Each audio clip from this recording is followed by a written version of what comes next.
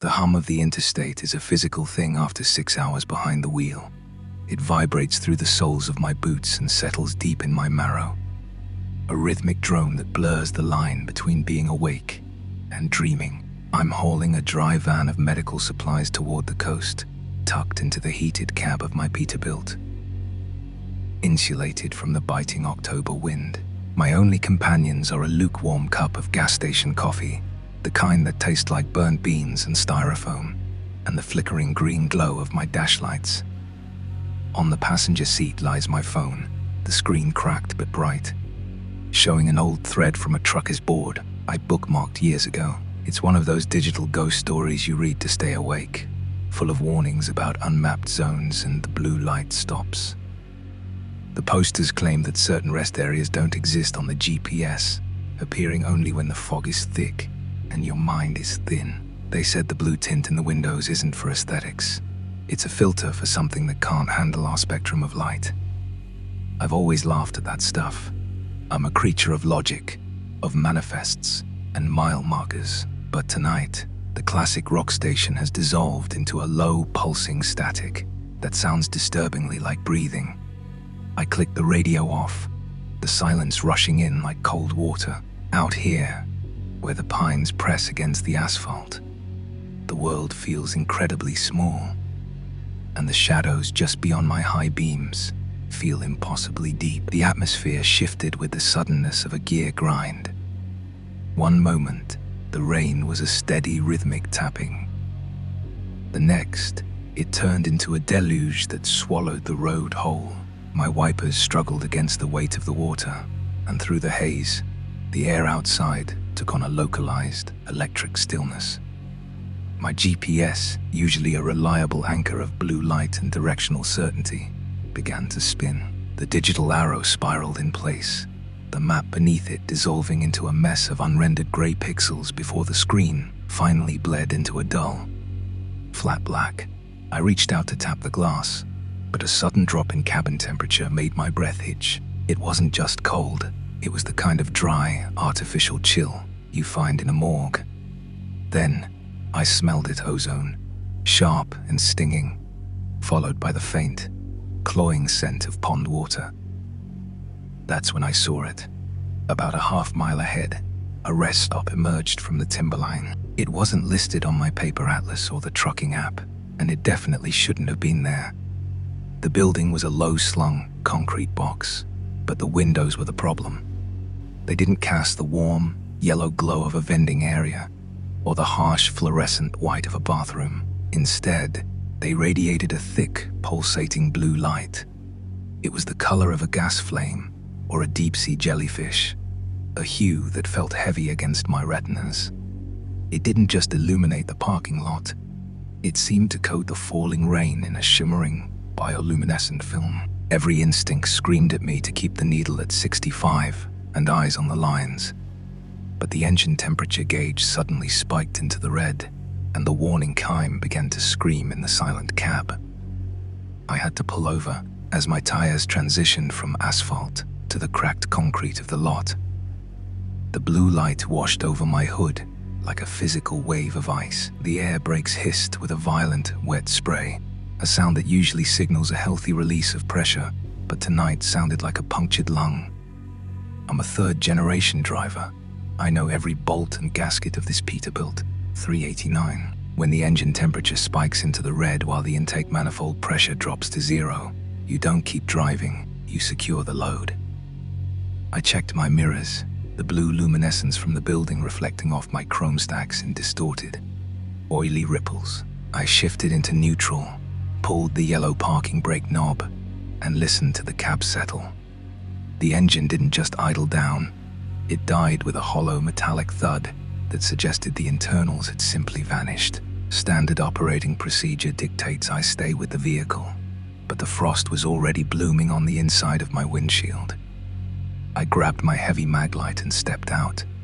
The concrete beneath my boots felt wrong, too smooth, lacking the grit of weathered stone. I made for the entrance, the blue light overhead buzzing at a frequency that made my teeth ache.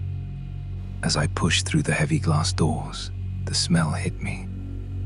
It wasn't the expected aroma of floor wax and stale popcorn.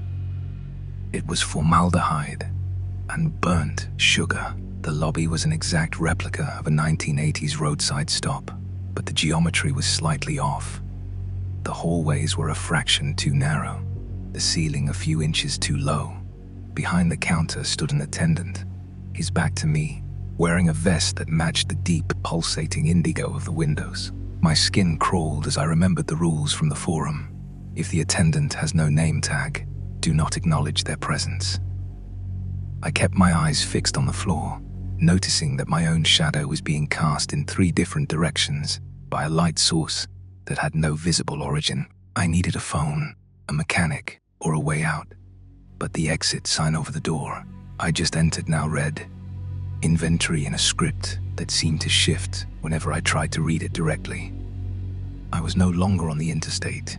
I was inside the blue. The silence in the lobby wasn't empty.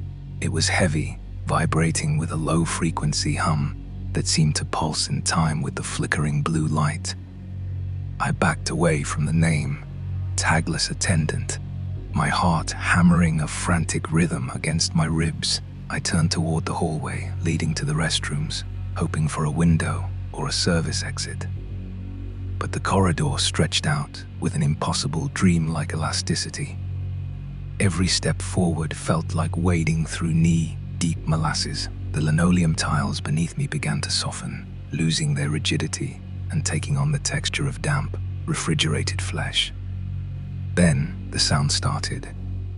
It wasn't a scream or a growl, but the wet, rhythmic squelch of something heavy dragging itself across the ceiling tiles directly above my head. A drop of thick, cerulean fluid landed on the back of my hand.